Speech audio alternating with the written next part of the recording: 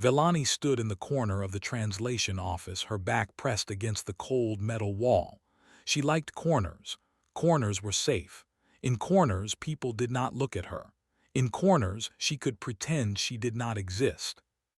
The lights in the office were bright, but she had positioned her desk in the darkest spot she could find. It was a small victory, but it was hers. Every day she came to work before anyone else and left after everyone had gone. This way, she did not have to walk through crowded halls. She did not have to see the looks, the pity, the disgust. Vellani was a Corvani, a species known throughout the galaxy for their beauty. Her people had pale skin that ranged from soft blue to deep purple, covered in swirling patterns that glowed faintly in the dark. They had 4 antennae that rose gracefully from their foreheads, moving with a motion like flowers in the wind. Their eyes were large and luminescent, holding colors that shifted like auroras. At least that was how most Corvani looked. Vellani's skin was a faded lavender, so pale it was almost gray. Her markings were silver instead of gold or white, and they were scattered unevenly across her face and arms. Her antennae were slightly different lengths, and one of them curved at an odd angle. Among her people, she was considered a mistake, a genetic error, something that should not have happened. She had learned this truth very young. Her mother had cried when she was born, not tears of joy but tears of sorrow. What will become of her? Her mother had asked. Who will ever want her? No one, that was the answer. No one wanted Vellani. She had grown up in the shadows of her beautiful sisters. She had watched them receive gifts and compliments while she stood in the background, forgotten. When she was old enough, she left her home planet and took a job on Helix 7, a massive trading station at the edge of known space. Here, among dozens of different species, she thought she might finally be invisible enough to find peace. And for many years she was. She worked as a translator, learning languages from across the galaxy. She had a gift for words, for understanding meaning and tone. Her voice was soft and clear, and she could make anyone feel understood. But no one ever saw her. They only heard her through communication devices or read her translations on screens. That was how she preferred it. Today, however, everything was about to change. Vellani, called a voice from across the office. She flinched. It was Doran, one of the senior translators. He was a Corvani male with brilliant blue skin and perfectly symmetrical antennae that seemed to dance when he spoke. He was handsome by any standard, and he knew it. "The station commander wants to see you," Doran said. He did not look at her directly. He never did. Something about a new assignment. Vellani's heart sank. A new assignment meant exposure. It meant leaving her safe corner and facing the world. But she could not refuse. She was nobody. Nobody refused orders. She walked through the station's corridors with her head down, her antennae pressed flat against her skull in a gesture of submission. Other Corvani passed her, their markings glowing brightly, their antennae held high with pride. They glanced at her and quickly looked away, as if the sight of her was painful. The station commander was a large creature called Vox, from a species that resembled walking trees. He had bark-like skin and branches for arms, and his voice rumbled like thunder in a forest. "Vellani," he said when she entered his office, "I have a special assignment for you." She kept her eyes on the floor. "Yes, Commander." "A human trade delegation will be arriving tomorrow. They will be staying on the station for several weeks to negotiate a new commerce agreement. I need a translator who can work with them closely. You have studied human languages, correct?" "Yes, Commander. English, Korean, and some Mandarin." "Good. You will be their primary translator and liaison. You will accompany them to meetings, assist with their needs, and ensure communication runs smoothly." Vellani felt her stomach twist. Commander, surely someone else would be better suited, someone more presentable. Vox made a sound like rustling leaves. It was his version of a laugh. "The humans will not care what you look like. They are strange creatures. They barely notice anything beyond their own species. You are the most qualified translator I have. The job is yours." She wanted to argue. She wanted to beg for a different assignment, but she knew it would be useless. So she simply nodded and said, "Yes, Commander." When she returned to the translation office, Doran was waiting with a smirk on his face. "I heard about your assignment," he said. "Working with the humans, how perfect." Villani did not respond. She walked past him toward her corner. "At least they won't know what real beauty looks like," Doran continued, loud enough for the entire office to hear. "So you won't disappoint them." Laughter rippled through the room. Villani kept walking. She had heard worse. She had heard much worse. That night in her small quarters, Villani stood in the dark. She had disabled all the lights except for a single dim strip near the floor. She did not like mirrors, but there was one built into the wall that she could not remove. In the darkness, she could barely see her reflection. Just a shadow, a ghost. That was what she was, a ghost moving through life trying not to be seen. She thought about the humans. She had studied their culture extensively but had never met one in person. They were a young species, only recently joining the galactic community. They were considered primitive by many, emotional and unpredictable, but they were also curious and adaptable, spreading across the stars with surprising speed. Would they be disgusted by her like everyone else? Would they look at her with pity or mockery? Or would they simply ignore her, seeing only the words she translated and not the person speaking them? She hoped for the last option. Invisibility was her greatest wish. The next morning, Villani stood at the docking bay, watching the human ship approach. It was a small vessel, battered and worn from long travels, not the sleek, elegant ships that most wealthy traders used. This was a working ship, a ship that had seen many journeys. The docking clamps engaged, and the ship's ramp lowered with a hiss of air. Villani pressed herself against the wall, trying to make herself small. Her antennae lay flat. Her hands were clasped tightly in front of her. The first human to step out was a young woman with dark hair pulled back in a simple tail. She wore practical clothes and carried a medical bag over her shoulder. She looked around the docking bay with wide, curious eyes. Behind her came a man. He was tall, with broad shoulders and warm brown skin. His hair was black and slightly messy, as if he had not bothered to comb it. He wore a worn leather jacket over simple clothes, and when he reached the bottom of the ramp, he stopped and took a deep breath. "Wow," he said, looking around. "This place is amazing." His voice was warm, not cold or formal, just warm. The woman laughed. "You say that about every station, T." "Because every station is amazing, Nari," he replied with a grin. "We're in space. How is that not amazing?" Villani watched them from her corner. They seemed so light, so free. They smiled easily and spoke without careful calculation. It was strange to see. Then the man named T turned his head and looked directly at her. Their eyes met. Villani's breath caught in her throat. She wanted to look away, to disappear into the wall, but something in his gaze held her in place. He was not looking through her. He was looking at her.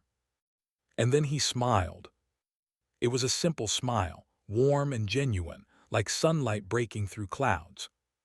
Villani did not know what to do, so she did nothing. She simply stood there, frozen, as the human walked toward her with his hand extended in greeting. "Hi," he said. "I'm T. Are you our translator?" She opened her mouth to speak, but no words came out. This was going to be much harder than she had thought. Villani finally found her voice. It came out quiet and uncertain, like a small animal emerging from hiding. "Yes," she said, "I am Villani. I will be your translator during your stay." T's hand was still extended toward her. She stared at it, not understanding what she was supposed to do. Among the Corvani, physical contact with strangers was rare and usually unwelcome. "It's a handshake," T explained gently. "A human greeting. You take my hand and shake it, but only if you want to, no pressure." Slowly, Villani reached out and placed her hand in his. His skin was warm, much warmer than her own. His fingers closed around hers with gentle firmness, and he moved their hands up and down twice before letting go. "Nice to meet you, Vellani," he said. "That's a beautiful name. Does it mean something?" No one had ever asked about her name before. No one had ever called it beautiful. She felt her antennae twitch involuntarily, a sign of confusion among her people. "It means quiet star," she said, "a star that does not shine brightly." T tilted his head. "That's interesting. On Earth, some of our favorite stars are the quiet ones. They're the ones you have to look for, the ones that surprise you." Vellani did not know how to respond. She was saved by the young woman, Nari, who walked up beside her brother. "Stop talking like a poet and let the poor woman breathe," Nari said with a warm smile. She turned to Vellani. "I'm Nari, his sister. I apologize in advance for everything he's about to do and say." "Hey," T protested, but he was laughing. Vellani felt something strange in her chest. It took her a moment to recognize it. It was ease. These humans were easy to be around. They did not look at her with judgment or pity. They looked at her like she was simply another person. Over the next few days, Vellani accompanied the humans to their meetings and helped them communicate with the station's many species. She translated trade proposals, cultural explanations, and countless small conversations. She worked hard to stay in the background, to be a voice without a face. But T made that difficult. He kept talking to her, not about work but about everything else. He asked her about the station's history, about the different species that lived there, about the food in the cafeteria. He asked her what music she liked, what books she read, what she did when she was not working. "I don't really do anything," she admitted one evening. They were sitting in a small lounge area waiting for a meeting to begin. "I work. I go to my quarters, I sleep. Then I work again." T frowned. "That sounds lonely." "I prefer to be alone." "Do you?" He studied her face with those warm brown eyes. "Or have you just gotten used to it?" The question struck her like a blow. She did not answer. She did not know how to answer. The meeting started, and she threw herself into her work, grateful for the distraction. But T's question stayed with her long into the night. The days turned into a week, and Vellani found herself changing in small ways. She stopped pressing herself against walls quite so hard. She started walking through the corridors at normal times when other people were around. She even began eating in the cafeteria instead of taking food back to her quarters. All because of the humans. They treated her like she mattered. Nari would wave to her across crowded rooms. T would save a seat for her at meals. They included her in their conversations, asked for her opinions, laughed at her rare attempts at jokes. It was confusing. It was terrifying. It was wonderful. One afternoon, Vellani was guiding T through the market district, helping him find supplies for his ship. The market was crowded with beings from dozens of worlds, selling everything from exotic foods to rare metals. A Corvani merchant stepped into their path. He was tall and striking, with deep purple skin and golden markings that swirled like flames. His antennae were perfect, rising proudly from his forehead. "Well, well," the merchant said, looking at Vellani with open disdain. "I did not know the station was using defective stock to represent us to visitors. How embarrassing for everyone." Vellani's antennae pressed flat against her skull. She dropped her gaze to the floor, her body shrinking into itself. This was familiar. This was normal. She had heard these words 1,000 times. But then T stepped forward. "Excuse me," he said, his voice calm but cold. "What did you just say?" The merchant looked at the human with surprise. "I was simply making an observation. This female is clearly..." "She's clearly one of the most intelligent and capable people I've met on this station," T interrupted. "She speaks 12 languages fluently. She's helped us navigate a dozen complex negotiations without a single misunderstanding. She's professional, patient, and kind. and I don't appreciate you insulting her." The merchant's antennae twitched with confusion. "You defend this flawed creature. Can you not see what she is?" "I see exactly what she is," T said. "I see a person who deserves respect, just like everyone else." The merchant stared at him for a long moment. Then he made a sound of disgust and walked away, muttering about the stupidity of humans. Villani stood frozen, her heart pounding. No one had ever defended her before. No one had ever stood up for her. She did not know what to say. She did not know what to feel. T turned to her, his expression softening. "Are you okay?" "Why did you do that?" she whispered. "Because he was being cruel," T said simply. "And I don't like cruelty." "But he was right. I am flawed. My markings are wrong. My antennae are uneven. Among my people I am considered." "I don't care what your people consider," T said. "I care about what I see. And I see someone who works harder than anyone else on this station. Someone who goes out of her way to help people, even when they don't notice. Someone with eyes that look like moonlight on water." Villani's breath stopped. Her antennae lifted slightly, trembling. "What did you say?" "Your eyes," T repeated, a gentle smile on his face. "They're amazing. The way they shift color when the light changes. I've never seen anything like them." She stared at him, searching for the joke, the mockery. There was none. He was being sincere. "No one has ever said that to me before," she said quietly. "Then no one has been paying attention." They stood there in the busy market, surrounded by noise and movement, but for a moment it felt like they were the only two people in the universe. That night, Villani returned to her quarters and did something she had not done in years. She turned on the lights, not the dim strip by the floor but the full lights, and she looked at herself in the mirror. Her pale lavender skin, her silver markings, her uneven antennae, her luminescent eyes. She tried to see what T saw. She tried to imagine looking at herself without a lifetime of hatred and shame. It was hard, so hard. The voice in her head, the voice of her mother, her sisters, Doran, the merchant, all of them screamed that she was ugly, that she was wrong, that she was a mistake. But there was another voice now, a quieter voice, a human voice. Eyes like moonlight on water. She turned off the lights and went to bed. But for the first time in many years, she did not cry herself to sleep. The next day, Nari found Villani in the translation office, working alone as usual. "Hey," Nari said, sitting down across from her. "Can I talk to you for a minute?" Villani looked up nervously. "Of course, is something wrong?" "No, nothing's wrong," Nari smiled. "I just wanted to tell you something about T."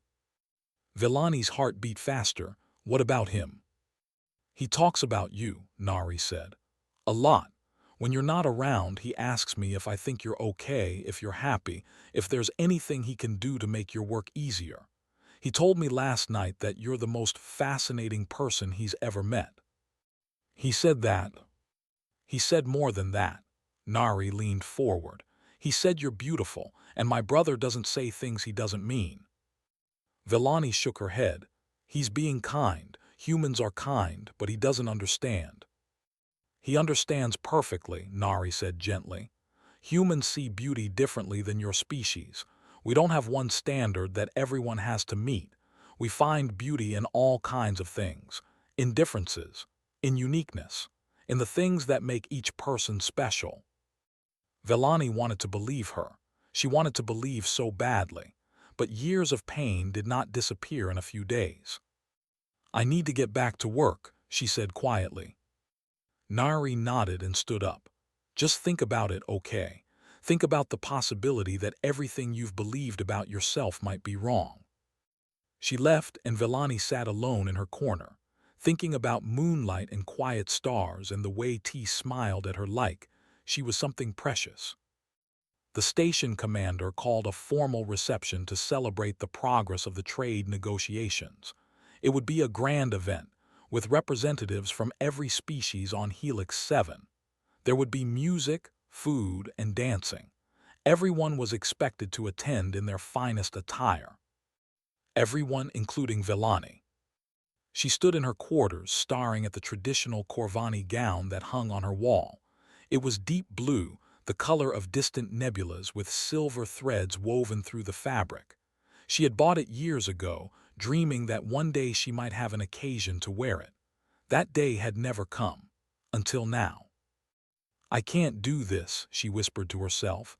"I can't go out there, not in front of everyone." But she had no choice. As the primary translator for the human delegation, her absence would be noticed. It would be an insult to the guests she served. She would lose her job, her quarters, everything she had built in her quiet corner of the universe. With trembling hands, she put on the gown. It fit perfectly, flowing over her body like water. She looked at herself in the mirror, really looked, and felt the familiar wave of shame wash over her. The dress was beautiful, she was not. Her markings seemed even more faded against the rich blue fabric. Her antennae looked crooked and wrong. Her eyes, which T had called beautiful, looked too large, too strange. She almost tore the dress off. She almost called in sick. But then she remembered T's voice, calm and certain, saying, "I see exactly what she is. I see a person who deserves respect." Maybe she could pretend, just for one night. Maybe she could walk into that reception and hold her head high, even if her heart was breaking inside. She left her quarters and walked toward the grand hall. The corridors were crowded with beings heading to the same event. Beautiful Corvani couples walked arm in arm, their markings glowing brightly, their antennae dancing with excitement. They glanced at Villani as she passed. Some looked away quickly. Others whispered to each other behind raised hands. She heard fragments of their words. "Sad that she has to come. Can you imagine showing up looking like that? Almost feel sorry for her." Villani kept walking, one foot in front of the other. Just get there, just survive the night. The grand hall was magnificent. Thousands of lights floated near the ceiling, casting soft colors across the space. Tables were covered with food from 100 worlds. Music played softly, a blend of sounds that somehow harmonized despite their different origins. And there were people everywhere, so many people, all of them beautiful, elegant, confident, all of them everything she was not. Villani found a pillar near the edge of the hall and pressed herself against it. If she stayed here, maybe no one would notice her. Maybe she could fulfill her obligation simply by being present, without having to actually participate. She scanned the crowd, looking for the humans. She spotted Nari first, talking animatedly with a group of traders. Nari was wearing a simple black dress, and she looked comfortable and happy. But where was T? Villani. She turned and her heart stopped. T was standing a few feet away, staring at her. He was wearing a dark suit that looked new, probably bought for this occasion. His hair was still slightly messy, but in a deliberate way. He looked handsome. Really, truly handsome. But what caught her attention was his expression. He was looking at her like he had never seen her before. His eyes moved slowly over her face, her gown, her antennae. His lips were slightly parted. He took a step toward her. Then another. Then he was standing right in front of her, close enough that she could smell something warm and clean, like fresh air and distant forests. "Wow," he breathed. Villani felt her antennae twitch nervously. "Is something wrong? I know the dress might be too formal. I can change if—" "Don't you dare change," T said. His voice was soft, almost reverent. "Villani, you look gorgeous." The word hit her like a physical force. Gorgeous. Her mind went blank. Her body went still. She could not breathe. She could not think. She could only stand there, frozen, as the word echoed through her consciousness. Gorgeous. No one had ever called her that. Not her mother. Not her sisters. Not any of the thousands of beings she had encountered in her life. She had been called many things, plain, unfortunate, flawed, defective, but never gorgeous. She waited for him to laugh, to reveal the joke, to admit he was just being polite. He didn't. He just stood there looking at her with those warm brown eyes, a gentle smile on his face. And she realized with a shock that went through her entire body that he meant it. He actually meant it. I don't, she stammered. T held out his arm. May I escort you? She stared at his arm like it was something alien, something she did not understand. In Corvani culture, a male escorting a female was a statement. It meant claiming her, presenting her, saying to the world, "This one is with me. This one is valuable." "People will see," she whispered. "That's kind of the point," T said gently. Around them the reception continued. Music played, people laughed and talked and danced. But for Villani, time had stopped. There was only this moment, this choice. She could refuse. She could stay by her pillar, invisible, safe. She could spend another night in the shadows where she had always lived. Or she could take his arm. Her hand was shaking as she reached out. Her fingers touched the fabric of his sleeve, then curved around his arm. He placed his other hand over hers, warm and reassuring. "Ready?" he asked. "No," she admitted. "That's okay," he said. "Neither am I. Let's be not ready together." They walked into the crowd. Heads turned, antennae swiveled, conversations paused. Villani felt every eye in the room land on her, burning like small suns. She wanted to run. She wanted to hide. But T's arm was steady beneath her hand, and he walked forward like there was nothing unusual about this at all. A Corvani couple stepped directly into their path. The female was stunning, with violet skin and platinum markings that seemed to glow with inner fire. She looked at Villani with undisguised contempt. "Human," she said to T, "surely you are confused. This creature is not a suitable companion for anyone. Perhaps you simply do not understand our standards." Villani's grip on T's arm tightened. Here it came. The moment he would realize his mistake. The moment he would see her through proper eyes. T smiled pleasantly. "You're right, I don't understand your standards. Where I come from, we have a saying, beauty is in the eye of the beholder, and these eyes behold something wonderful." He turned away from the stunned Corvani and kept walking, guiding Villani toward the refreshment table as if nothing had happened. "Are you okay?" he asked quietly. "I don't know," she said honestly. "I don't know what's happening. I don't know why you're doing this." "I'm doing this because I want to," T said. "Because I think you're amazing and I want everyone else to see it too. Is that so strange?" "Yes," she said. "It's the strangest thing that has ever happened to me." He laughed, and the sound was so warm, so real, that she felt something crack inside her. Something hard and cold that she had carried for so long she had forgotten it was there. Later, Nari found her standing alone while T fetched drinks. "You're doing great," Nari said, squeezing her hand. "I know this is hard, but look around. Look at how people are watching you." Villani looked, and she realized something strange. Yes, some Corvani were watching with disdain, but others were watching with something else. Confusion, curiosity. A few young Corvani females with imperfect markings of their own were watching with something that looked almost like hope. "What does it mean?" Villani asked. "It means you're showing them something new," Nari said. "You're showing them that their rules aren't the only rules, that someone can look at what they call flawed and see something beautiful."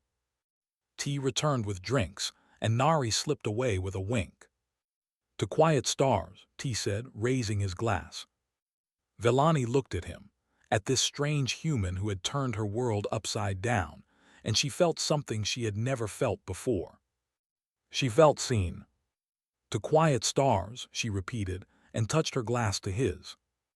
The night continued, and for the first time in her life, Villani did not hide.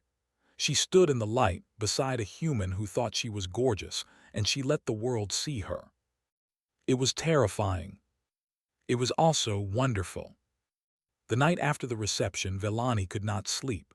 She lay in her bed, staring at the ceiling, replaying every moment in her mind. T's face when he first saw her. The word that had stopped her heart, the way his arm felt beneath her fingers, the looks from the crowd, some hostile, some confused, some almost envious. None of it made sense. She got out of bed and paced her small quarters. Her thoughts were a storm, spinning and crashing against each other. Part of her wanted to believe that what had happened was real, that T truly found her beautiful. But another part, the part that had been hurt so many times, whispered that it was all a trick, a game, something humans did for reasons she could not understand. She needed answers. The next morning she found T in the observation deck, looking out at the stars. He was alone, a cup of something warm in his hands, his face peaceful in the soft light of distant suns. "T," she said. He turned and smiled. "Hey, couldn't sleep either." She walked toward him, her steps stiff, her antennae pressed flat against her head. "I need to ask you something." "Okay." He set down his cup and gave her his full attention. "What is it?" Vellani took a deep breath. The words that came out were sharper than she intended, rougher because she was afraid. So afraid. "Why did you say that, at the reception? Why did you call me that word?" "Gorgeous." Just hearing him say it again made her flinch. "Yes. Why? Is it a joke? Some human custom I don't understand? Are you mocking me?" T's expression shifted. The easy smile faded, replaced by something serious, something sad. "Vellani, I would never mock you." "Then explain it to me," her voice cracked. "Because I don't understand. I have spent my entire life being told I am ugly. My own mother wept when she saw me. My sisters pretended I didn't exist. Every Corvani who has ever looked at me has seen something broken, something wrong. And then you come along and you say. She couldn't finish.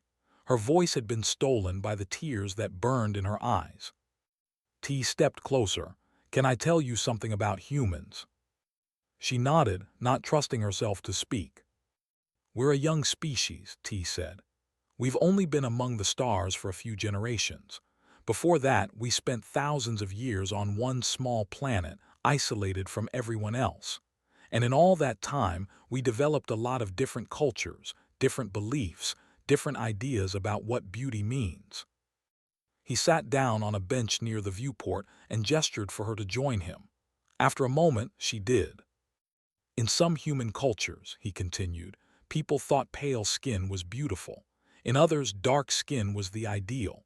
Some valued height, others valued curves. Some preferred thin bodies, others preferred full ones. Blue eyes, brown eyes, green eyes, every color was someone's favorite. There was never one standard that everyone agreed on." Vellani listened, confused. "But that sounds chaotic." "It was, but it taught us something important." T looked at her, his brown eyes warm and sincere. "It taught us that beauty is not fixed. It's not something you can measure with rules and standards. Beauty is what moves you, what makes your heart beat faster, what makes you stop and stare." "I don't understand." "There's an old human concept called wabi-sabi. It comes from a culture on Earth called Japan. It's the idea that imperfection is beautiful, that the crack in a bowl, the unevenness in a piece of wood, the asymmetry in a flower, these things are not flaws. They're features. They're what makes something unique." Vellani shook her head.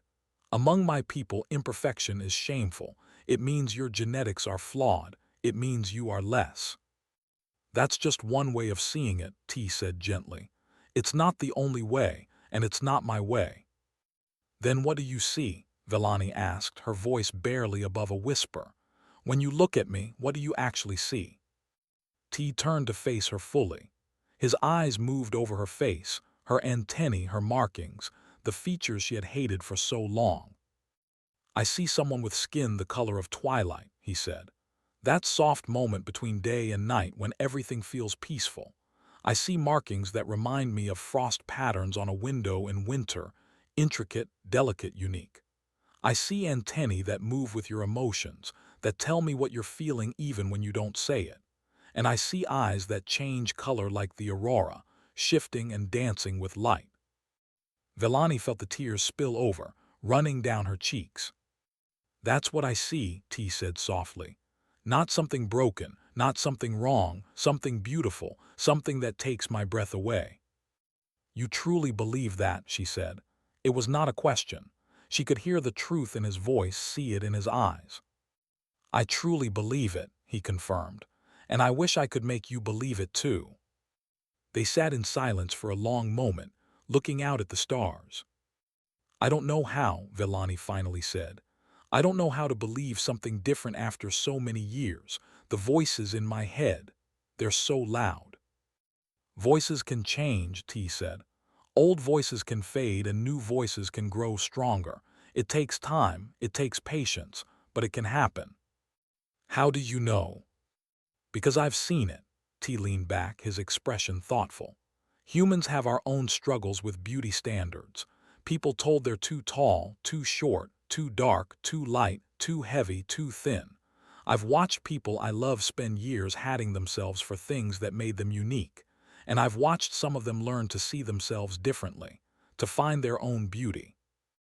And the others, Villani asked, the ones who didn't. T's face grew sad. Some of them never found peace. Some of them spent their whole lives fighting themselves. That's the tragedy of it. So much energy wasted on hatred that could have been spent on living. Villani felt those words sink into her. She thought about all the years she had hidden in corners, dimmed her lights, avoided mirrors. All the experiences she had missed because she was so busy trying not to be seen. I don't want to waste any more time, she said quietly. T smiled, then don't. Later that day, Nari found Villani in the gardens, a small green space on the station where plants from many worlds grew together. Villani was sitting on a bench, staring at a flower with asymmetrical petals. He told me about your conversation, Nari said, sitting beside her. Are you okay? I think so, Villani said. I think I'm starting to understand. Understand what? That the way I've seen myself. It's not the only way. It's not even the right way. It's just the way I was taught. She touched one of the flower's uneven petals. This flower is considered a weed on its home planet because it doesn't bloom symmetrically. But here in this garden it's displayed like a treasure. Nothing about the flower changed, only the way people see it. Nari nodded. Perspective is powerful. Your brother, Villani hesitated. He sees things differently than anyone I've ever met. That's T, Nari said with a fond smile. He's always been like that. When we were kids, he was the one who found beauty in the strangest places. A cracked rock, a twisted tree, a song that everyone else thought was just noise. He doesn't see the world the way most people do. Is that a human thing or a T thing? Nari laughed. Both, I think. Humans have a lot of variety in how we see the world, but T is special even among us. He has a gift for finding the light in dark places. Villani thought about that. He found light in me. He found what was already there, Nari said gently. He just showed you where to look. That night, Villani stood in front of her mirror with all the lights on. She looked at herself, really looked, for only the second time in her adult life. Her pale lavender skin, her silver markings scattered like stars across her face and arms, her antennae uneven but graceful in their own way, her luminescent eyes shifting between silver and pale gold as the light changed. She tried to see herself through T's eyes. She imagined his voice describing her, twilight skin, frost patterns, aurora eyes. It was hard. The old voices were still there, still loud, but they were not the only voices anymore. Maybe, she whispered to her reflection, maybe I am not what they said.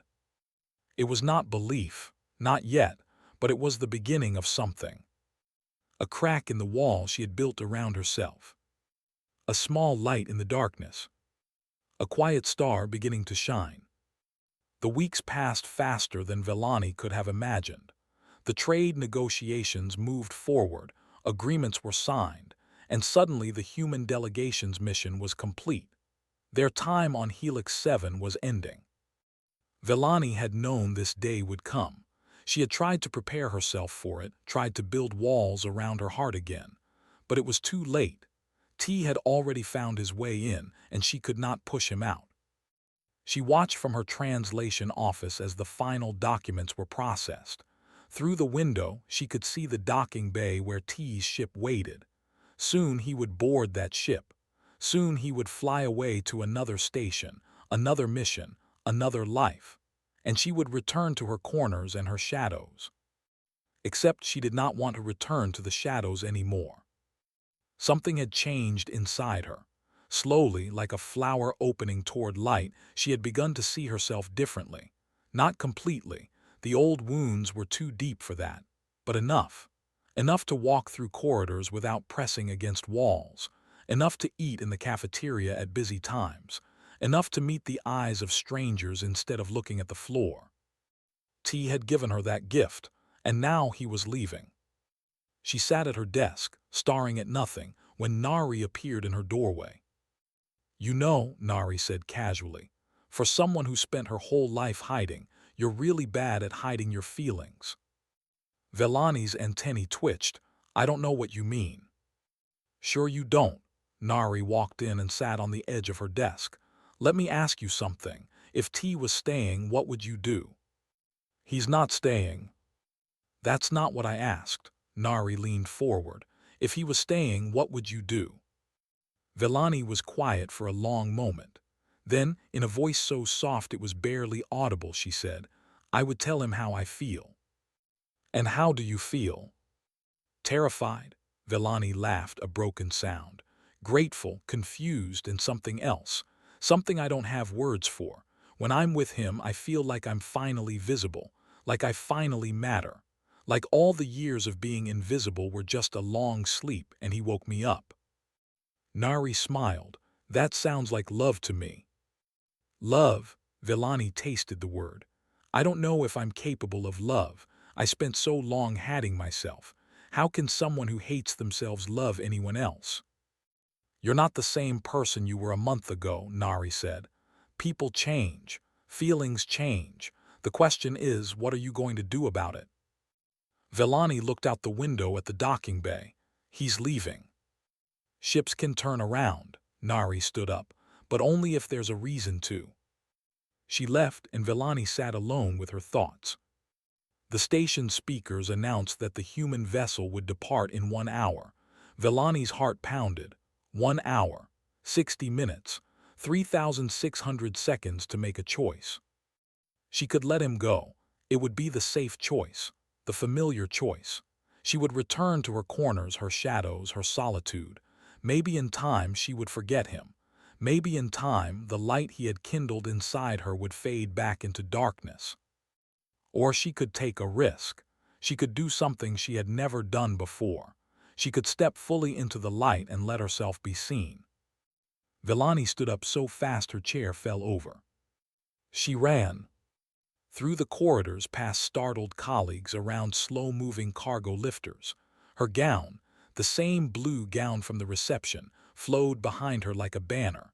She had worn it today without realizing why. Now she knew. The docking bay was crowded with departing travelers and arriving merchants. Vellani pushed through them, her eyes searching frantically for a worn leather jacket and messy black hair. She saw him at the entrance to his ship, saying goodbye to the station commander. His back was to her, his bag slung over his shoulder. "T," she called out. Her voice was lost in the noise of the bay.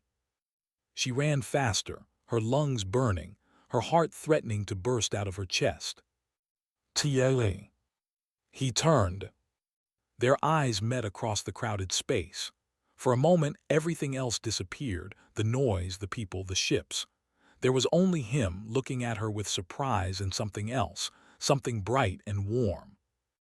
She reached him, breathing hard, her antennae trembling. "Vellani," he stepped toward her, concern on his face. "What's wrong? Are you okay?" "No," she gasped.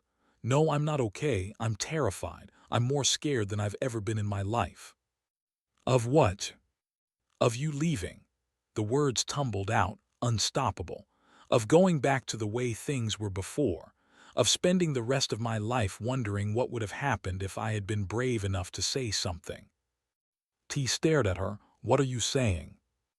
I'm saying, she took a shaky breath. I'm saying that you changed everything.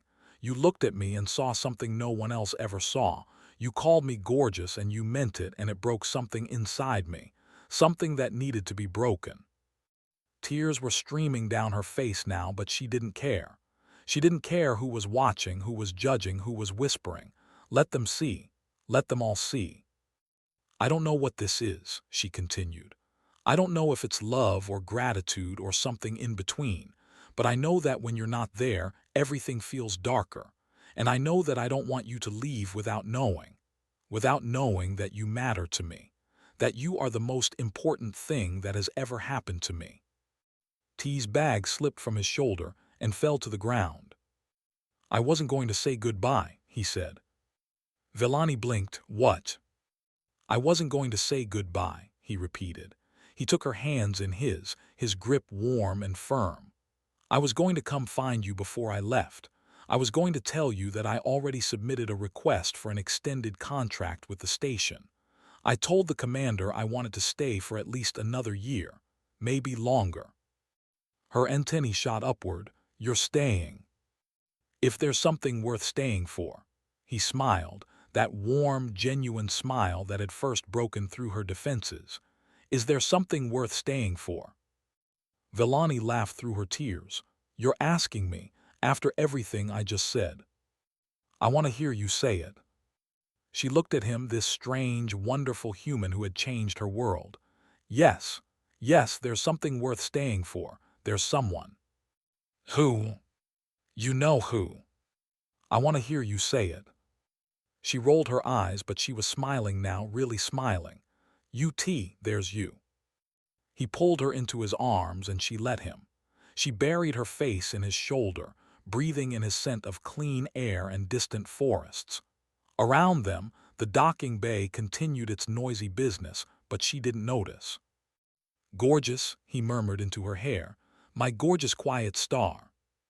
She pulled back and looked at him. I'm starting to believe it, you know, what you said about being beautiful. Good, he said, because I plan to tell you every day until you believe it completely. That might take a while. I've got time. They walked out of the docking bay together, hand in hand. Corvani stared. Other species pointed and whispered. A young Corvani girl with faded markings and uneven antennae watched them pass, her eyes wide with wonder. Villani met the girl's gaze and smiled, a real smile, bright and unashamed. The girl's antennae lifted slightly, a tiny gesture of hope. In the weeks and months that followed, Villani continued to change. She stopped hiding in corners. She stopped dimming her lights. She started speaking up in meetings, accepting social invitations, letting herself be seen. Not everyone approved. Some Corvani still whispered, still judged, still looked at her with pity or disgust. But their voices grew quieter as other voices grew louder. The voice of T, who called her beautiful every morning. The voice of Nari, who became like a sister. Her own voice, slowly learning to speak kindly to herself. And sometimes when she walked through the station, she would catch a young Corvani with imperfect markings watching her hold her head high, watching her smile, watching her exist without shame.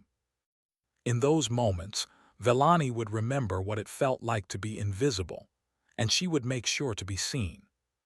Because if one human could look at her and see something beautiful, maybe others could learn to see it too. Maybe even she could learn to see it. She was learning. Day by day, moment by moment, she was learning.